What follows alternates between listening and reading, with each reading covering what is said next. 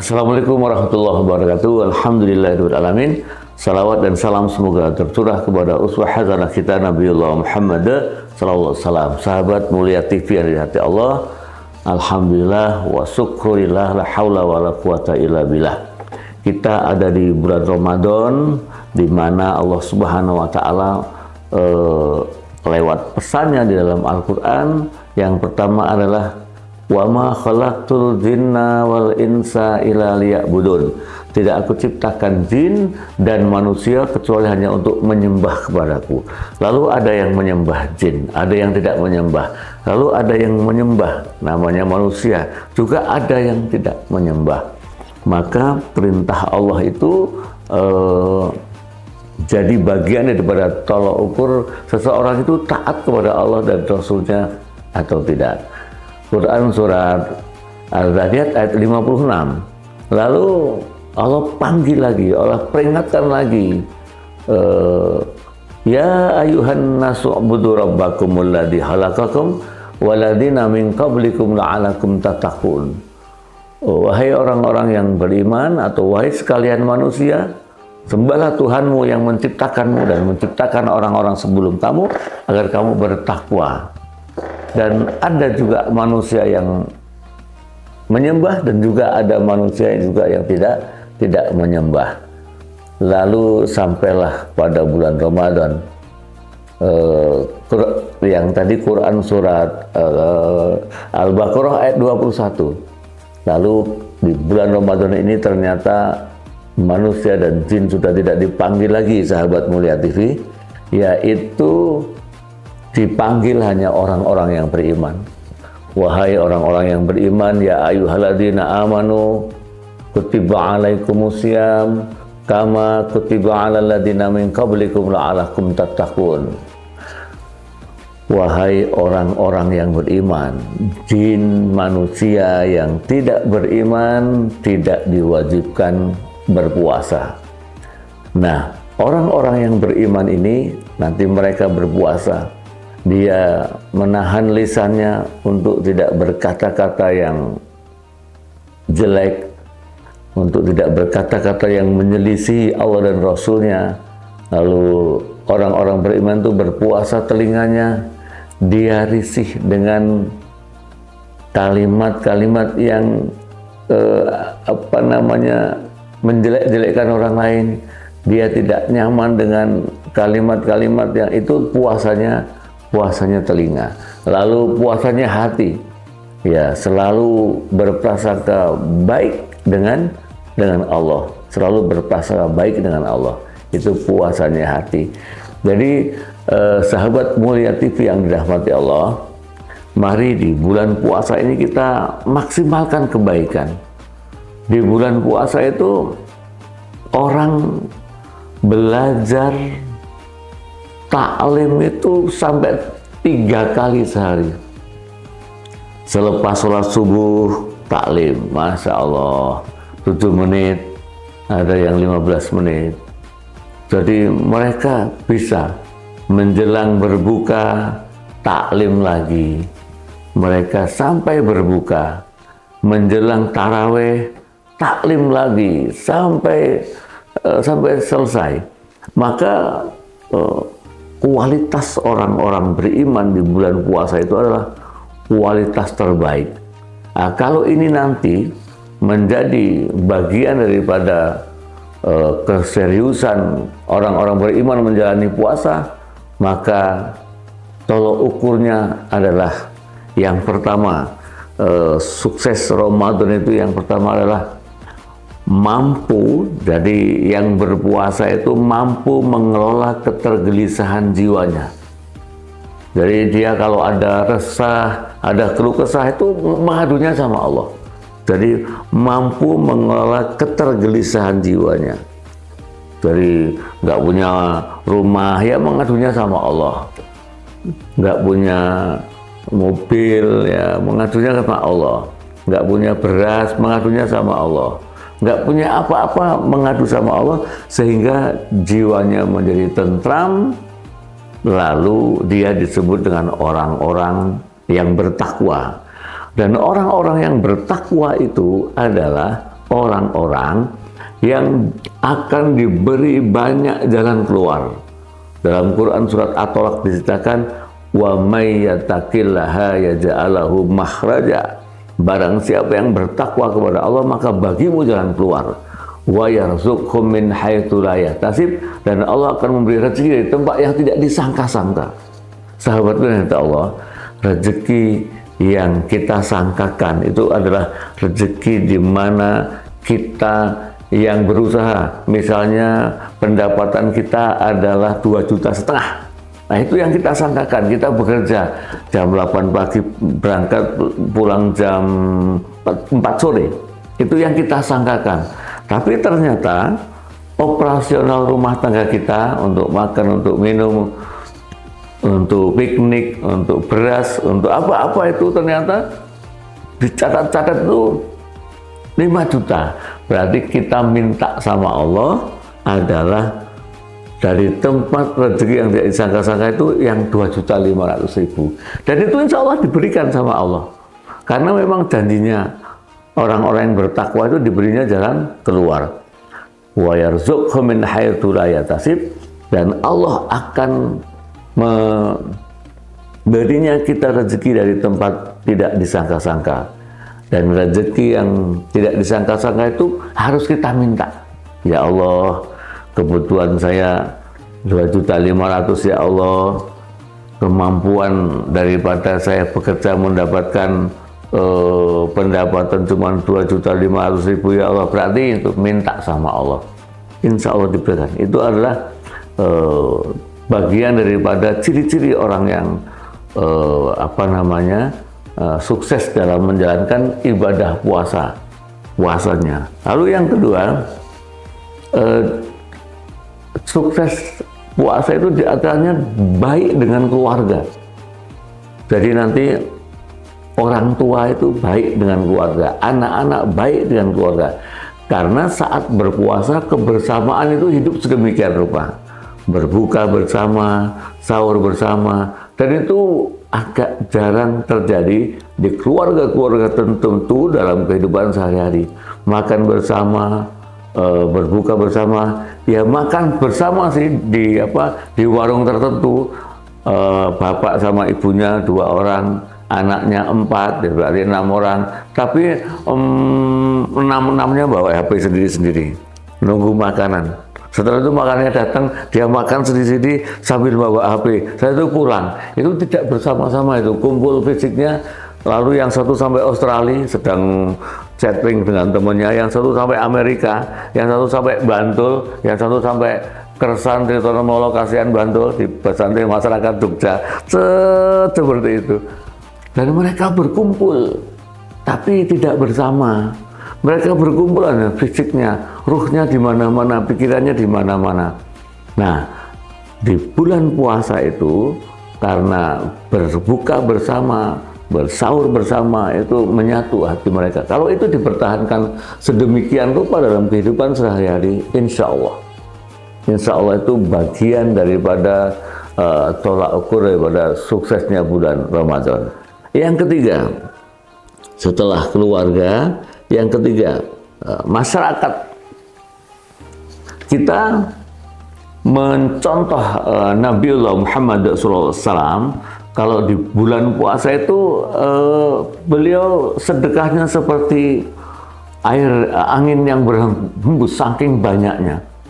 Maka mari kita maksimalkan sedekah di bulan Ramadan ini. Ini tolok ukurnya kita jadi lumo. Lumo itu ya dermawan. Dermawan itu ya suka bersedekah. Suka bersedekah itu ya suka berbagi. Sahabat yang kata Allah, ada cerita menarik seseorang mencari kebahagiaan karena saking banyaknya hartanya, dia kesana kemari ke Pak Ustadz, Pak Kiai, Baib, dia tanya-tanya, wow, saya kok bahagia kok nggak bahagia ya, saya ganti-ganti mobil kok nggak bahagia, rumah banyak kok nggak bahagia. Dicari sampailah pada suatu hari dia ketemu dengan seorang ustadz, lalu dia nggak diberi masukan, tidak diberi ceramah. Diajaknya seorang ibu itu naik mobil keliling-keliling kota Jakarta, lalu datanglah, ketemulah dengan sekelompok anak-anak muda yang berpakaian hitam-hitam, anak-anak di pinggir jalan itu. Lalu si Ustadz bilang, "Bu, kalau ingin bahagia, coba itu, dicoba itu, belikan dia nasi padang untuk dia makan di siang hari." Dibelikannya, alhamdulillah, dimakannya sedemikian rupa.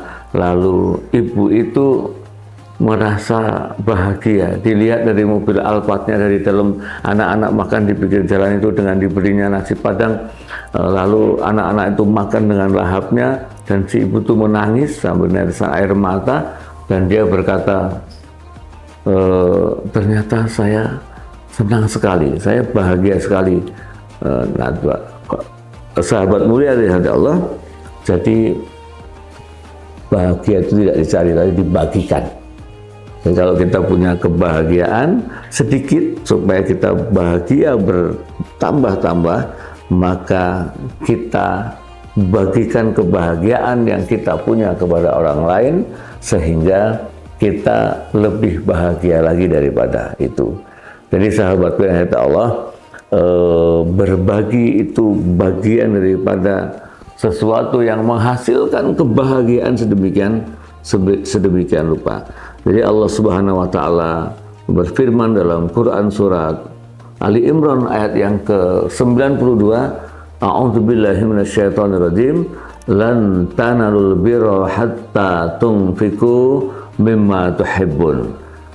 Tidaklah seseorang itu akan mendapatkan kebaikan-kebaikan kecuali dia sedekahkan apa yang kalian cintai.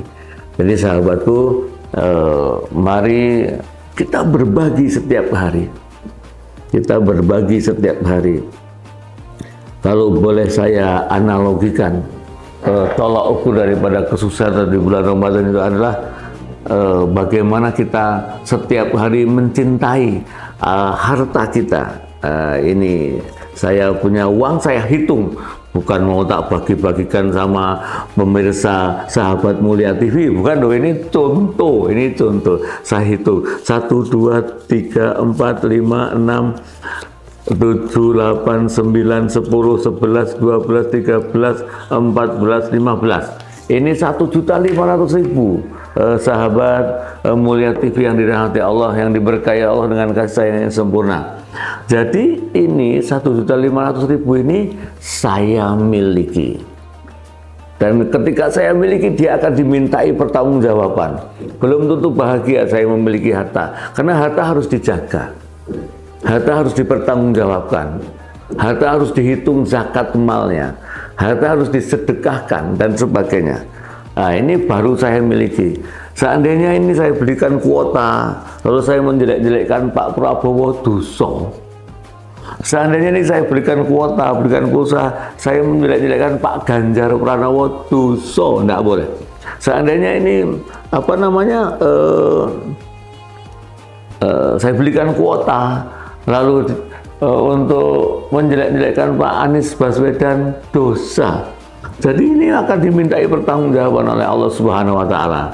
Nah, kalau saja ini yang 200.000 saya sedekahkan, set itu ya, ini pemirsa yang dirahmati Allah, pemirsa mulia TV, ada yang 200.000 ini ternyata yang saya cintai. Yang saya cintai ini 200.000 ini yang saya cintai, ini yang saya miliki. Nah, yang saya miliki ini saya masukkan dompet lagi. Nanti tidak ditembung sama pemirsa, tidak dijaluk sama pemirsa. Nah, 200.000 ini akan menyelamatkan saya di dunia. Jadi orang-orang yang sukses di bulan Ramadan itu tambah lomo, tambah dermawan, tambah suka bersedekah, tambah baik dan sebagainya. Nah, 200.000 ini nanti akan menjadi bertambah-tambah. Rasulullah bersabda, "Mana kasat sedekatu mimmal." Dan sedekah itu tidak mengurangi harta kalian, bahkan bertambah, bertambah, dan bertambah. Sahabat saya, alhamdulillah orang Tegal, pada suatu hari ketemu saya di ATM. Saya sedang mau sedekah untuk pembuatan rumah sakit di Palestina beberapa tahun yang lalu. Masya Allah, Lalu saya bersedekah, lalu dia pengen ikut-ikutan. Kang Puji sedekah berapa? Saya sedekah 1 juta. Oke, saya ikut-ikutan. Maka dia masuk box daripada ATM, ternyata sedekah beliau kebablasan 11 juta. Maka dia kaget sedemikian rupa, Masya Allah, dia hampir pingsan itu di box ATM itu, karena dia takut wajah istrinya yang bakal marah-marah. Sahabat mulia dari Allah, lalu dia bilang sama saya, Kang, pinjem Kang yang 10, nggak usah.